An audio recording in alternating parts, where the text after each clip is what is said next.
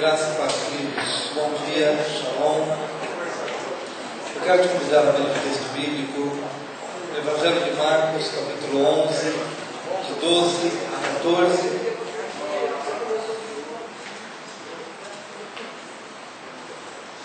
Evangelho de Marcos,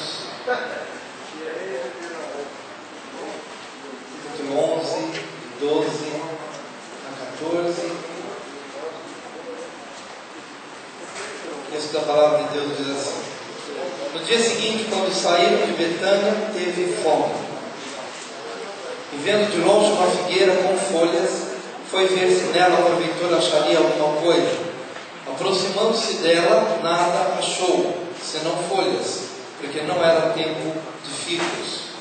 Então lhe disse Jesus: nunca jamais coma alguém fruto de ti. E seus discípulos ouviram isso. Amém. Gostaria de falar nessa manhã, trazer uma mensagem aos irmãos de algo que Deus colocou em nosso coração, que tem como título: tenho fome e tenho sede. E essa palavra, tenho fome, foi a que se disse acerca de Jesus quando ele saiu de Betânia. Saindo de Betânia, ele teve fome. E vendo de longe uma figueira com folhas, ele foi na direção daquela figueira em busca de fruto. Mas a palavra de Deus diz que naquela árvore não tinha fruto, senão folhas. E ele ficou indignado com a situação e amaldiçoou aquela figueira e disse: nunca jamais como alguém fruto de ti. Quem conhece Jesus sabe que Jesus sempre foi um homem centrado. Jesus sempre foi um homem equilibrado. E uma atitude como essa parece soar meio estranha, né? Numa época em que não tem fruto, numa época que é fora da estação de fruto, ele chegava para uma árvore e amaldiçoava da maneira como ele amaldiçoou. E de fato, como ele havia declarado, como ele havia proclamado, assim se fez. Porque no dia seguinte, quando os discípulos voltaram e passaram por aquela mesma figueira, de fato, ela havia se secado desde as raízes. E a gente fica achando um pouco estranho a atitude de Jesus diante de uma pobre árvore que não tinha como dar fruto, aparentemente falando, e recebeu tão severo juízo, e a partir de então nunca mais frutificou, nunca mais deu frutos. No entanto, é importante a gente entender, amados, que Jesus, primeiro, ele não faz algo simplesmente focando uma árvore, ou focando um lugar, ou focando uma região. Geralmente, quando Jesus faz algo, ele faz a título de ensino. Geralmente, quando Jesus olha para alguma coisa, ele consegue olhar para aquilo representando algo muito mais importante. Porque, na verdade, Jesus não estava ali preocupado com ele e com a fome dele naquele momento, a ponto de amaldiçoar a árvore daquela forma. Na verdade, aquela árvore era mais do que uma árvore. Representativamente falando, aquela árvore representava algo a mais. Aquela árvore representava a vida. Aquela árvore representava pessoas. Aquela árvore representava uma nação. Então é importante que quando Jesus impetra uma palavra dura como aquela, ele não está focando apenas uma árvore, mas ele está olhando para um contexto muito maior. E também é importante a gente perceber que, embora não fosse tempo de frutos, mas o fruto numa figueira, ele precede a folha. É importante que a gente tenha isso na nossa mente. Um fruto numa figueira precede a folha, ou seja, o fruto vem primeiro do que a folha. Numa figueira é assim que acontece. Então, quando Jesus olhou para aquela árvore e viu as folhas, ele logo concluiu: embora não seja tempo de frutificação, mas aquela árvore, diferentemente de outras, aquela árvore manifestou folhas. Se tem folha, ou o fruto ainda está lá, ou o fruto já se deu. Então, quando ele chegou para ver se tinha fruto, não é porque, quem sabe, bom, já deu folha, quem sabe já aparece algum frutinho verde. Não, quem sabe ainda haja fruto lá, porque na verdade já deveria ter tido fruto, porque o fruto precede a folha. Mas quando ele chegou e ele se deparou com aquela árvore apenas de folhas, ele chegou a uma conclusão, que aquela árvore era uma árvore da aparência. Era uma árvore que deveria manifestar o fruto, mas se contentava apenas com folhas. E assim era a realidade da nação de Israel. uma nação que não conseguia saciar a fome de ninguém. O título dessa mensagem é Tenho Fome. E Jesus, naquele momento, quando olha para aquela árvore, ele tem uma expectativa de saciar a sua fome. Mas ao chegar naquela árvore, ele percebe uma árvore apenas de aparências, folhas e folhas e folhas e nada de fruto. Era essa a realidade de uma nação fria, de uma nação religiosa, era essa a realidade de uma nação que já tinha passado por tempos e tempos de frutificação, mas tempos e tempos de pessoas com fome, chegando para Israel, querendo conhecer o Deus de Israel, querendo se debruçar diante do Messias, mas não podendo conhecer o Messias, por conta de uma religiosidade fria, infrutífera, uma realidade religiosa que não tinha condições de realmente suprir a necessidade mais profunda e mais real da vida do ser humano, do coração do ser humano e de um ser humano carente e com fome, precisando realmente do alimento que desce de Deus. Ele chegou para aquela árvore que tinha apenas uma aparência de espiritualidade, mas quem chegava nela não conseguia colher nada. Eu preciso colocar minha vida diante do Senhor. Cada manhã, Deus, diante de uma sociedade com fome, diante de vizinhos com fome, diante de pessoas que estão confusas, elas vão para a igreja e elas saem das igrejas mais confusas do que entraram, porque às vezes entram no contexto de igreja, no contexto religioso, e só se ouve falar, me dá o que você tem. Pessoas que entram com fome de Deus, com fome de Cristo, com fome da palavra, e de repente saem despojadas de tudo que tem, e amanhã você ainda tem que dar ao que não tem, e diante de uma sociedade com fome, diante de uma procura desenfreada, na verdade, por Deus. Mas quando se procura a árvore, a única coisa que se encontra são folhas, aparência de espiritualidade, aparência de religiosidade, aparência de espiritualidade, mas não tem o que comer. Quando os discípulos passam de novo, passando eles pela manhã no versículo 20, viram que a figueira secara desde a raiz. Eu queria declarar sobre a minha vida e sobre a tua vida, que esse tipo de vida com Deus está se secando desde as raízes, em nome de Jesus. Que esse tipo de religiosidade infrutífera vai secar na minha vida e vai secar na tua vida, em nome de Jesus. Porque os discípulos verdadeiros que estão diante dessa palavra poderosa de Jesus, ao passar, olham para aquela árvore e percebem que aquela árvore que representa um tipo de vida ou um tipo de religiosidade foi secado desde as raízes. Eu queria que você fizesse esse desafio na sua casa, que você orasse pelo seu marido, não apontasse o dedo para ele, que você orasse pela sua esposa, mas não apontasse o dedo para ela, que você olhasse para os seus filhos e não apontasse o dedo para eles, mas no secreto da tua intimidade com Deus, você vai se chegar diante de Deus e vai dizer: Deus, na minha casa eu estou declarando o fim desse ministério infrutífero, dessa figueira que tem aparência de frutificação, mas que não muda nada.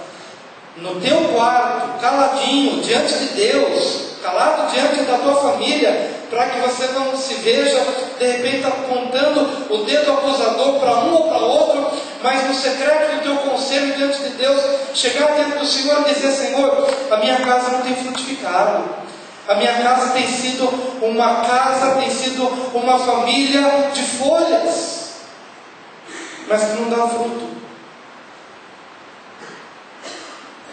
Senhor, eu quero declarar em nome de Jesus que toda a minha casa, meu marido, a minha esposa, os meus filhos, serão árvores, conforme o Salmo 1, que diz: bem-aventurado é aquele que teme ao Senhor e anda nos seus caminhos. Bem-aventurado é aquele que não se assenta na roda dos escarnecedores, é aquele que não anda no conselho dos ímpios, não se assenta não passe pelo caminho dos pecadores, não se assenta na roda dos escarnecedores, antes tenha o seu prazer na lei do Senhor, e na sua lei medita de dia e de noite, pois será como uma árvore frutífera, plantada junto a ribeiro de águas, a qual dá o seu fruto na estação própria, cujas folhas não caem, e tudo quanto fizer prosperará. Não são assim os ímpios, porque os ímpios são aqueles cujo o vento espalha, como a moinha cujo vento espalha e dispersa. Não há prosperidade, não há prosperidade nos caminhos, Senhor. Que esse tipo de vida, que esse tipo de manifestação segue até as raízes, em nome de Jesus. Então Pedro, lembrando-se, falou: Mestre, eis que a figueira que amaldiçoaste secou. Ao que Jesus lhes disse: tende fé em Deus. Aleluia. Porque em verdade vos afirmo que se alguém disser a este monte: ergue-te e lança-te no mar, e não duvidar no seu coração, mas crer que se fará o que se diz, assim será com ele. Por isso vos digo que tudo quanto em oração pedirdes, crede que recebestes, e será assim convosco. Tudo que pediste em oração, crede que vou receber? Não. Crede que já recebi. Crede que recebestes. Senhor, eu quero declarar em nome de Jesus que toda falta de frutificação, toda vida aparente, mas que não é uma essência, quero dizer agora também pelo Espírito, você tem desejado sentir alegria, alegria real, mas a tua alegria tem sido uma alegria aparente, alegria de folhas, mas não de fruto, alegria que às vezes você até quer transparecer diante de alguém, mas na essência está faltando a verdadeira alegria, alegria como fruto do Espírito. E isso talvez tenha sido, ou esteja sendo, um grande monte na tua vida. E não um monte que está fora de você, mas um monte que está dentro de você. E para quem vai em Israel, percebe o lugar onde Jesus falou isso, tem de fato um grande monte. E ele disse: ó, dá uma olhadinha para esse monte. Se alguém crer no seu coração que esse monte vai sair daqui e vai se transplantar no mar, vai ser assim. E vai ser assim na tua experiência. Mas Jesus não está preocupado com monte, e Jesus não está preocupado com figueira. Ele está preocupado com o monte do meu coração, montes intransponíveis, montes que talvez eu tenha dificuldade de lidar com isso. Um monte relacional, um monte personal, um monte do temperamento, um monte das realidades que se manifestam dentro de você e que são gigantescos. E você não tem conseguido transportá-los de um lado para o outro. Mas o Senhor diz que aquele que de fato tem esse tipo de fé e crê que isso será uma realidade, creia que já recebeu, e isso será uma realidade no teu coração. Tanto é que quando Jesus liberou essa palavra para a figueira, ele virou as costas e foi embora. Os discípulos precisavam voltar e observar lá se a figueira tinha secado mesmo. Jesus não precisava. Jesus não precisava da testificação exterior acerca daquela figueira. Jesus falou, virou as costas e foi embora. O que eu falei vai acontecer, não preciso nem voltar para ver os resultados. Mas os discípulos precisavam voltar para ver os resultados. E você tem que adquirir um tipo de fé assim, de você verdadeiramente entrar com Deus e ter o seu acordo com Deus, e ter a sua realidade com Deus, e derramar o seu coração, e se levantar daquela oração e dizer: está feito, tetelestai, está consumado, aquilo que eu conquistei em oração agora, eu não preciso voltar para ver o que aconteceu, está determinado, está estabelecido, já é uma realidade. E então você vira as costas e começa a viver como se aquilo já fosse uma realidade na tua vida. E o que eu quero dizer na prática é o seguinte: que se você tem se alegrado apenas na base das folhas, depois da tua oração, você vai orar ao Senhor dizendo: Deus, a partir de hoje eu não viverei a alegria de folhas, eu viverei a alegria de essência, eu viverei a alegria de fruto, e eu quero verdadeiramente declarar que os meus dias experimentarão o fruto do Espírito da alegria. Ore a Deus e levante-se vire as costas e viva. E seja feliz, e seja alegre, e experimente a alegria do Senhor real, de essência. Mas tudo isso, Senhor, tudo isso, queridos, é uma realidade. É uma realidade a partir do momento que Jesus teve fome. Se você não tem fome, se você não deseja isso mais do que tudo, e é por isso que eu cantei esse hino mais uma vez, mais do que o meu ser, mais do que a minha vida. Se eu não tenho fome de frutificação, se eu não tenho fome de transformação, se eu não tenho fome, se eu sou uma figueira estéril, estou feliz com isso. Se as pessoas chegam para mim à busca de uma palavra, e eu chego para essa pessoa e digo: olha, eu não tenho nada para te dar, e eu estou feliz com isso. Se eu estou feliz que as pessoas cheguem aqui e não encontrem um ambiente transformador, se eu estou feliz que as pessoas cheguem aqui e saiam do jeito que elas entraram, isso para mim não me incomoda, isso para mim não me frustra, isso para mim não move as minhas entranhas, então eu não tenho fome. Mas eu quero dizer, queridos, que eu tenho fome. Eu tenho vergonha quando alguém chega para mim e eu não tenho o que dar. Eu tenho vergonha. Isso me faz chegar diante de Deus e chorar.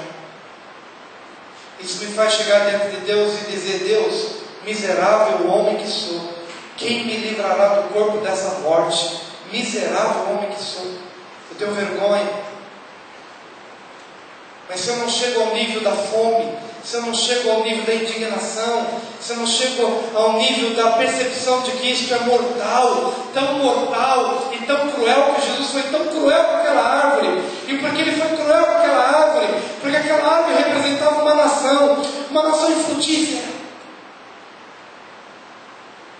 Eu, como empresário, eu preciso ter fome. Eu preciso ter fome. Eu preciso ter fome, eu preciso ter fome, fome de ver os meus funcionários e pagá-los direitinho e abençoá-los nas suas casas, nas suas famílias. Eu preciso ter fome de vê-los não somente com um salário digno no final do mês no bolso, mas eu preciso ter fome, algo a mais. Eu, como empresário, posso dar mais. Eu posso ser um agente transformador, eu posso dar um pão para comer, mas eu posso dar mais. Eu posso dar o Evangelho, eu posso fazer ações sociais. Eu preciso ter fome, fome de transformação social, fome de transformação pelo Evangelho, fome de transformação pela moral, pelo caráter. Mas se eu não tenho fome, se eu não tenho fome, eu vou continuar sendo uma figueira de folhas e não de frutos. Como pastor, eu preciso dar mais. Como político, eu preciso dar mais. Como crente, eu preciso dar mais. Como marido, eu preciso dar mais. Como esposa, tenho fome. Tenho fome.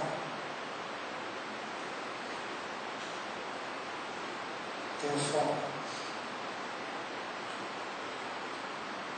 Tenho fome. Queridos, nós vamos remover o monte da apatia, em nome de Jesus. Preciso dizer para esse monte da apatia: Senhor, eu vou ficar aos teus pés até que esse monte da indiferença, até que esse monte da procrastinação seja removido.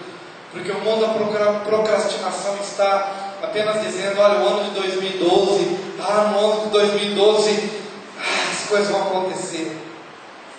No ano de 2012, eu vou dar o meu melhor para Deus, o ano de 2012. E anos têm se passado na nossa vida. 10 anos eu estou aqui em Ribeirão Preto. 10 anos nós falamos de células. 10 anos nós falamos de discipulado. 10 anos. 10 anos nós falamos de ministérios. 10 anos.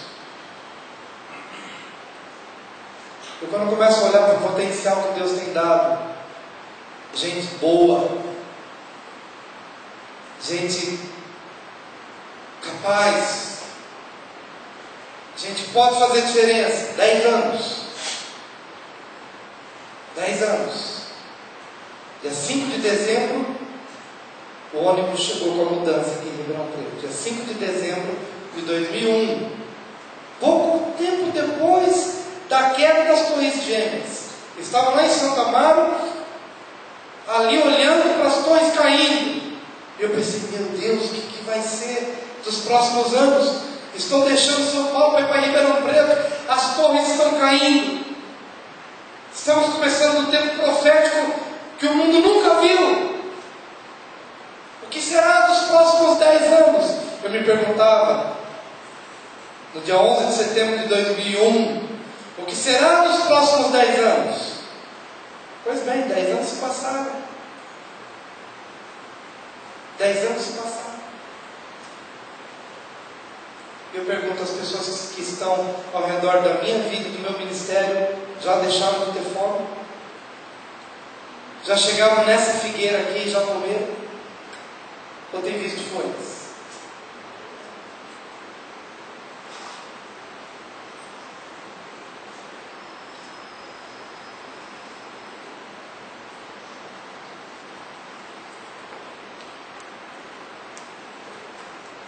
Mas eu tenho sede também. Lá em Números, capítulo 21,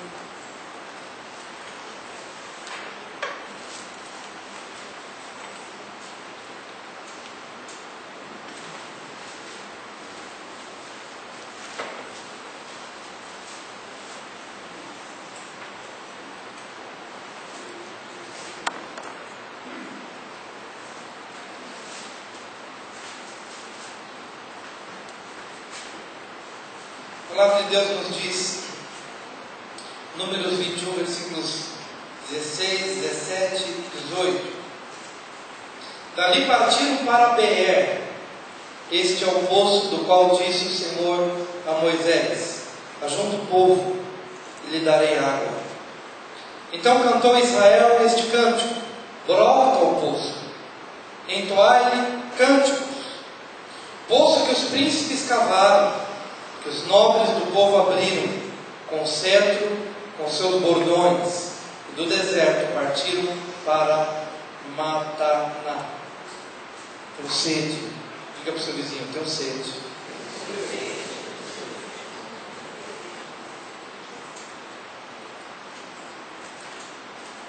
Quando a gente estuda um pouquinho a história de Moisés, na altura do campeonato, Moisés já devia estar traumatizado com a água.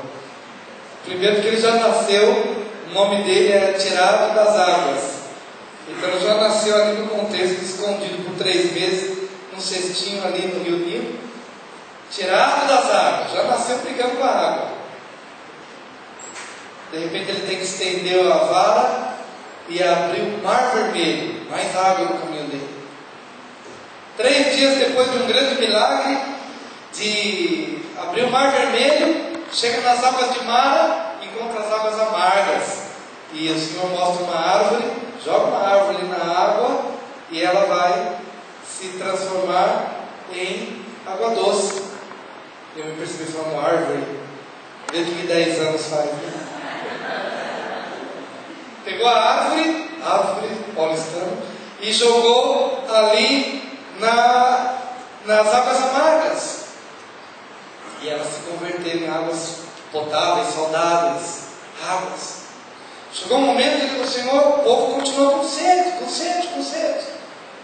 E aí não tem água.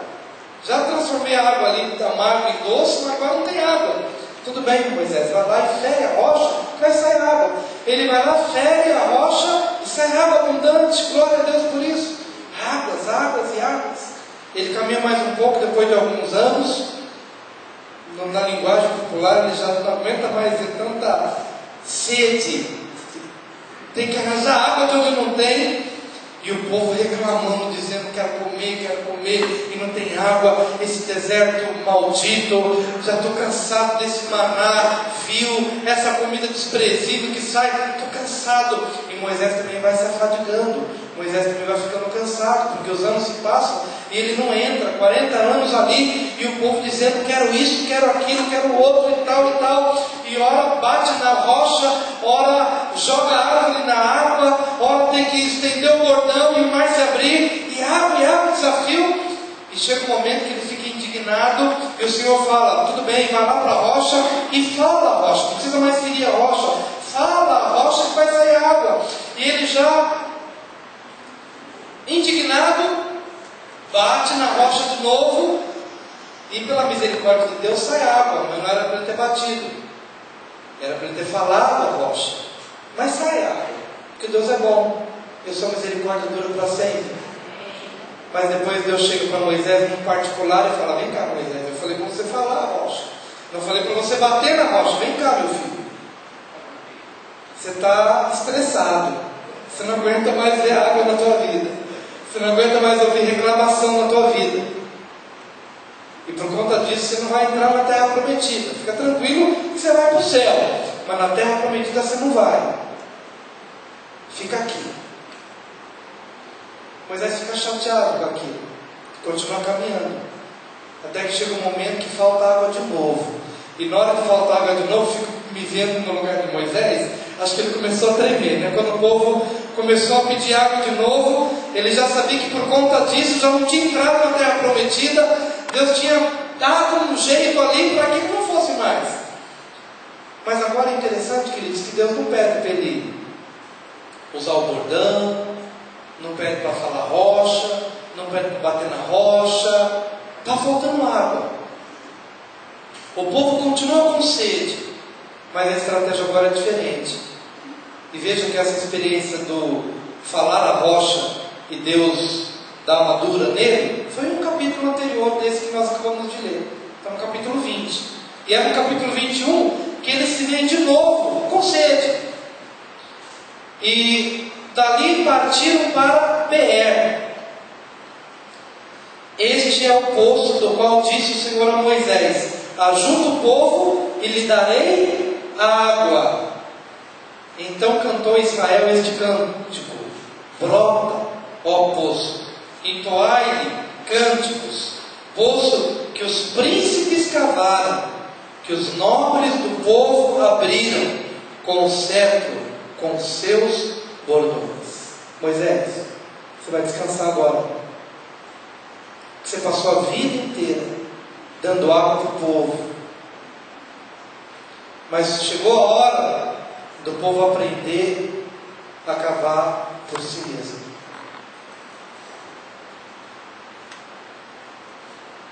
Você foi tirado das águas, e a tua identidade foi essa, de viver, Moisés, você carregando um povo, ora batendo na rocha, ora falando a rocha, ora jogando árvore. Moisés, tranquiliza o teu coração,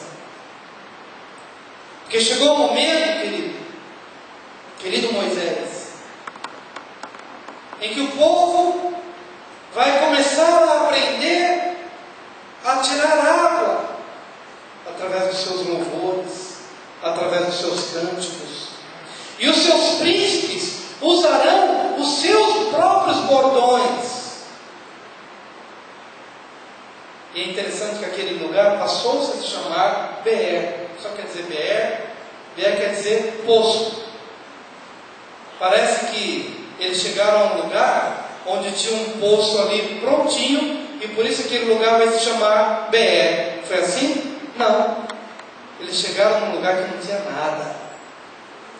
Chegaram num lugar em que era só pó, que não tinha nem vislumbre, nem cheiro de água, nem o nome de poço aquele lugar tinha, que era um deserto. Dá uma olhadinha para a realidade da sua vida. Às vezes não é um deserto, não tem dinheiro, não tem motivação, não tem nada daquilo que você idealizou, nada daquilo que você desejou, nada, absolutamente nada, é uma coisa seca. É como se chegasse nesse lugar aqui, e gente, o que a gente vai começar a fazer aqui? Vai começar a cantar ao redor deste lugar aqui, que não tem nada, não tem cheiro de água, não tem evidência de água, não tem nada, nem nome de poço é, nem nome de poço tem. Mas o povo foi convidado a circundar aquele lugar e de não ficar mais olhando para Moisés. Moisés, dá-nos água. Moisés, bate a tua varinha de condão, porque a água vai brotar. Bate a tua varinha mágica, que todas as coisas vão acontecer. Não. O Senhor ordenou ao povo que circundasse aquele lugar e parasse de olhar para Moisés, porque o Senhor daria água. Mas de que meio a água veio? Começa a louvar a Deus em meio ao teu deserto. Começa a dizer: brota o poço, brota o poço, brota a água. Sai a água de onde não tem, sai a vida de onde aparentemente não tem nada. Brote ao poço. Querido, você tem que ter uma visão de fé nos lugares onde não brota nada, onde não sai nada. Você está acostumado a ver aquele mesmo lugar, não sai nada daqui, não sai prosperidade, não sai alegria, não sai vida. Mas o Senhor tem te desafiado a parar de olhar para Moisés e para o bordão mágico de Moisés. Tem te desafiado a parar de olhar para aqueles que sempre foram instrumentos de Deus. E glória a Deus por isso, que Deus levanta seus instrumentos. Mas há um momento, querido, em que você precisa perceber que Moisés também cansa, que o bordão de Moisés também não é lá essas coisas, também é da matéria, é matéria como qualquer outra coisa. Nós temos que chegar ao momento de olhar não mais para Moisés e para a sua vara ou o seu bordão. Há um príncipe na sua casa. Há líderes que Deus tem levantado no meio da igreja. Há um sacerdócio familiar.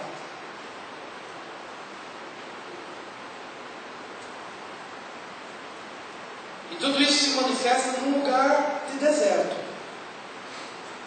E a gente, através dos cânticos e dos louvores, e não da murmuração, porque o povo que mais conhecia durante 40 anos era murmurar.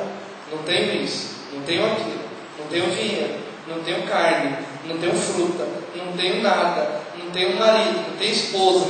E murmura, e murmura, e murmura. E o Senhor está dizendo: vocês estão no limiar da terra prometida, que vocês tenham uma nova mentalidade, que vocês tenham uma nova postura, porque de murmuração esse povo tem vivido durante 40 anos e tem morrido no deserto.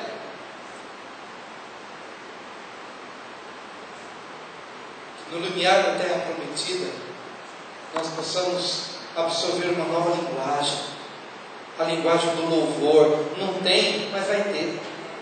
Está tudo seco, é tudo deserto, mas a vida vai brotar. E sabe o que eles fizeram? Eles começaram a olhar para aquele lugar seco, deserto, e não ficaram ali esperando que a mágica acontecesse, não. Cada príncipe deixaram Moisés descansando um pouquinho, deixaram Moisés um pouco mais ali na retaguarda, e cada príncipe colocou em prática o seu bordão, a sua própria vara de autoridade. Não ficaram mais como bebês chorões, esperando o leite de Moisés, dá-nos o leite. Não, cada príncipe começou a cavar naquele deserto e a profetizar: brota o poço, brota o poço, brota o poço. Sabe o que aconteceu? Essa experiência se tornou um lindo cântico, que desde o início está no formato de uma poesia, porque isso foi tão legal, foi tão tremendo, que aquele deserto causticante, esquisito, estranho, se transformou numa poesia de louvor e de adoração a Deus. Os meninos estavam falando sobre, enquanto oravam, se lembraram do André. Essa semana alguns deles foram lá na casa do André, do filho da Tânia e do Marco. Tiveram uma visão muito diferente da visão que o André tinha. Aquele jovem saudável, bonito, que andava, falava e tal. Hoje, aquele jovem ali, bem magro, ainda sem poder falar, ainda sem poder manifestar apenas algumas poucas reações.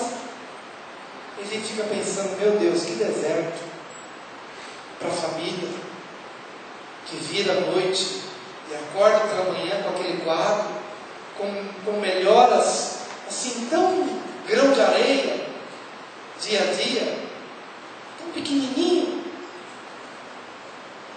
mas brota o poço. Tenho sede, tenho sede, tenho sede de mudança, tenho sede pela vida, tenho sede pela restauração. Brota o poço, brota o poço, brota o poço, brota o poço. Parece que às vezes é algo tão distante, parece que é algo tão longe, mas em meio ao deserto, cada um com o seu cordão, cada um fazendo a sua parte, cada um usando a sua autoridade, cada um participando, cada um se envolvendo, cada um olhando para aquele deserto e dizer: brota o poço, que haja vida, que haja paciência, que haja tolerância, que haja perseverança. Brota o poço, porque tenho sede, sede de mudança, sede de restauração, tenho sede. Mas, queridos, quando não se tem fome, quando não se tem sede, não vai brotar nada. Não vai brotar nada. Não sai pão, não sai água. Brota o poço. Mas olhando para ele ali, começaram a cantar e a orar.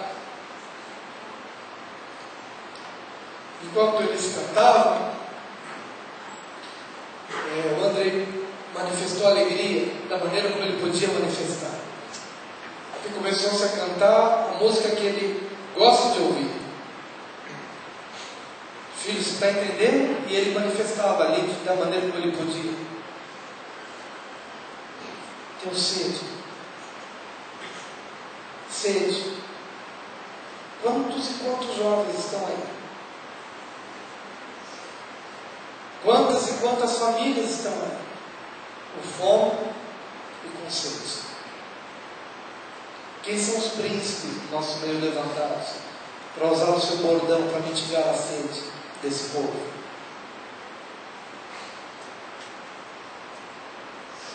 Quem são as famílias? Quem são os líderes? Quem quiser vir após mim, negue-se a si mesmo. Tome sobre si a sua cruz. Siga-me. Amém, queridos? Brota o poço. Depois o milagre aconteceu, que naquele deserto que não tinha nada, a água brotou. E eles beberam. E não foi mais Moisés, mas foi o povo, os príncipes. Quantos príncipes nós temos aqui? Quantas princesas nós temos aqui? Quantas pessoas que nessa semana poderão tomar uma decisão radical? A partir de hoje, eu vou ser um instrumento nas mãos de Deus. A partir de hoje, eu vou dar um novo rumo para a minha vida. E eu vou ser alguém com quem Deus possa contar. Uma senhora na sua fase já de aposentadoria estava entregando a sua vida para Deus, dizendo: Deus, eu acho que eu já fiz tudo que eu tinha que fazer, leva-me, eu quero descansar agora, já estou velhinha, já cumpri meu papel, cuidei dos meus filhos, leva-me. O Senhor chegou para ela e disse: não chegou o tempo de eu te levar, eu ainda quero te usar, eu quero que você seja um instrumento para escrever aos encarcerados. E ela tinha se espantado porque ela nunca na vida tinha pensado nos encarcerados. E nunca tinha pensado que Deus podia despertar esse desejo no coração dela. Então ela começou a escrever. E essas cartas começaram a chegar nas prisões. E chegaram a centenas. E ela recebeu centenas de respostas. Porque no momento em que ela já estava entregando a sua aposentadoria e a sua vida diante de Deus, Deus lhe disse: eu quero te usar para consolar e para confortar os que estão com sede, os que estão com fome, e traz das grades. E aquela mulher escreveu, e as suas cartas foram pão e água. Eu quero que nessa manhã o Espírito de Deus faça algo tão tremendo na minha vida e na sua vida, que a gente possa, a partir de hoje, verdadeiramente se consagrar a Ele, porque Ele quer fazer algo tremendamente sobrenatural em nós e através de nós. Então eu quero te convidar a vir à frente nessa hora, em nome de Jesus.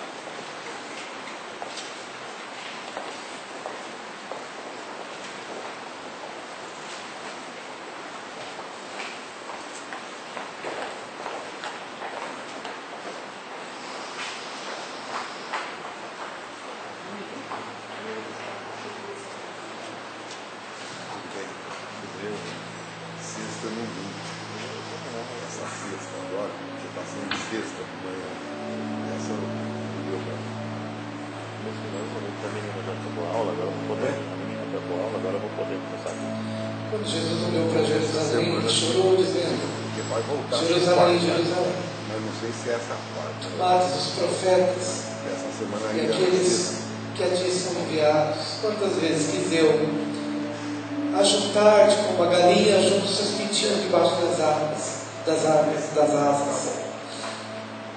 e não quiseste. Jerusalém, Jerusalém, figueira de folhas.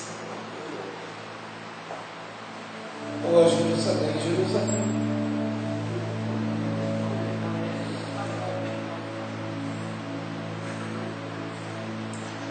Senhor querido, da quietude desse momento, ó Deus, fala a cada coração aqui.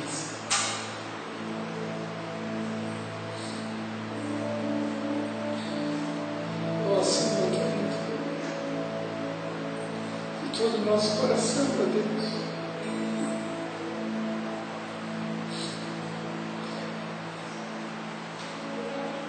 Tenho fome, Senhor, tenho sede, ó Deus.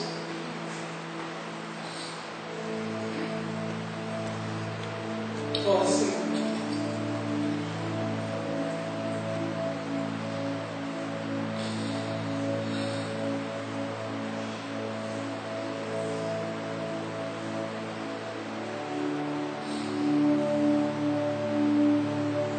Ó Senhor querido, em nome de Jesus.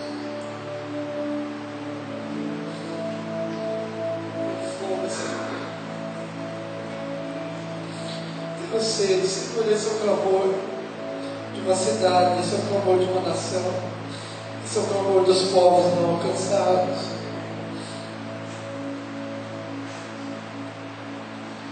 Esse é o nosso clamor, Senhor, esse é o nosso clamor, Senhor.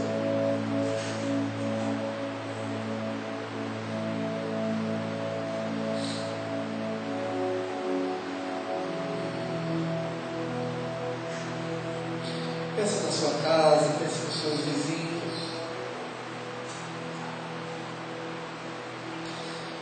Pensa nas pessoas que ainda não conhecem Jesus. Pensa nas crianças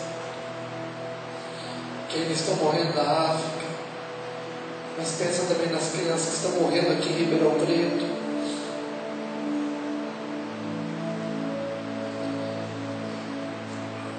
Pensa nos casais que estão se separando. Pensa nos filhos que estão ficando confusos.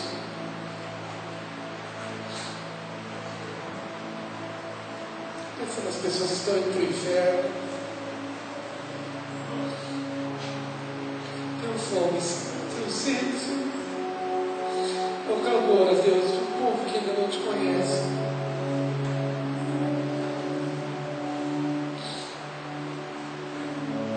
Oh Deus. Oh Deus.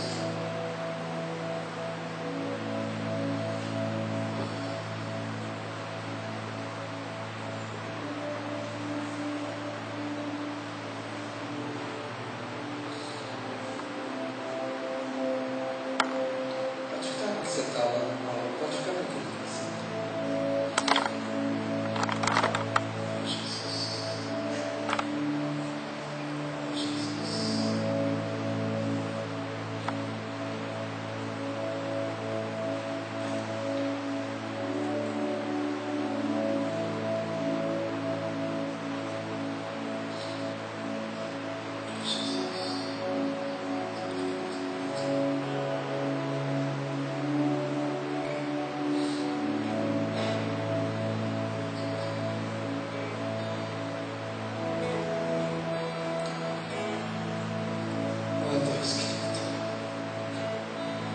preocupado com o meu almoço.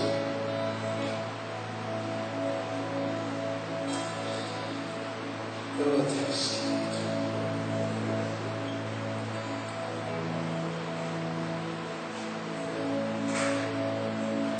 O mundo passa como a sua concupiscência. Nossa. Preocupado se vou receber o 13º ou não.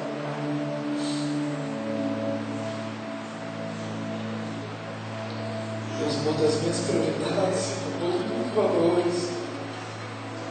Hoje, Senhor, muda os meus valores. Muda as minhas prioridades, Senhor, muda o meu coração. Eu te peço em nome de Jesus.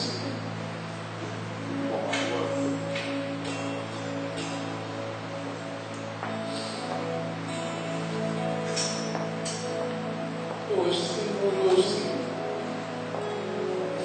faz algo de profundo em cada coração aqui, Senhor. Faz algo de profundo, Senhor, em cada coração aqui, Senhor. Oh, Senhor.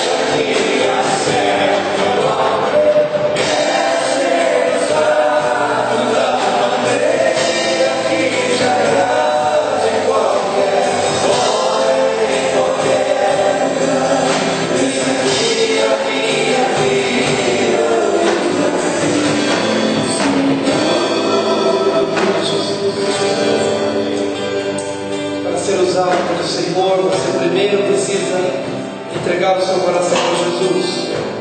Se você ainda não tomou essa decisão e ouviu hoje a palavra de Deus falando ao teu coração, primeiro, você precisa se arrepender dos seus pecados e receber o Senhor como Senhor e Salvador pessoal. Então, se há alguém hoje aqui que ainda não tomou essa decisão, que ainda não abriu seu coração para Jesus entrar e fazer e estabelecer o senhorio dele na tua vida, hoje você é convidado a abrir o seu coração e a se entregar a Ele. E se há alguém hoje aqui que nos visita, não fez isso ainda e deseja fazer agora, levante a sua mão, porque eu quero orar em seu favor.